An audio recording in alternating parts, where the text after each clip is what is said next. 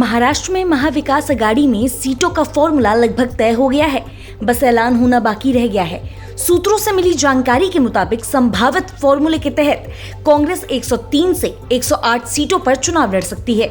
वहीं उद्धव ठाकरे की पार्टी को 90 से 95 सीटें मिल सकती हैं। शरद पवार के खाते में 80 से 85 सीटें, वहीं अन्य को 3 से 6 सीटें मिल सकती हैं।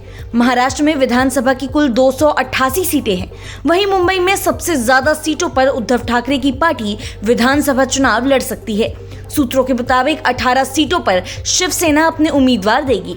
कांग्रेस को मुंबई में 14 सीटें मिलेंगी, शरद पवार को 2, समाजवादी पार्टी और आम आदमी पार्टी को मुंबई में एक सीट मिलेगी। बीते दिनों में सीट शेयरिंग को लेकर एमवीए के भीतर कांग्रेस और उद्धव ठाकरे गुट के बीच माहौल गर्मा गया था। शिवसेना अपनी मांग पर अड़ गई थी, लेकिन अब बातचीत एक नतीजे तक पहुंचती मालूम पड़ रही है।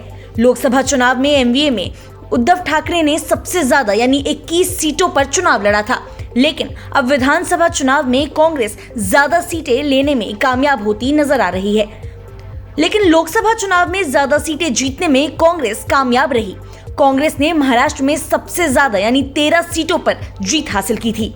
उद्धव ठाकरे को 9 सीटों पर जीत मिली। शरद पवार के खाते में 8 सीटें आईं। महायुति के आंकड़ों को देखें तो बीजेपी 9, शिवसेना 7 और एनसीपी को 1 सीट मिली।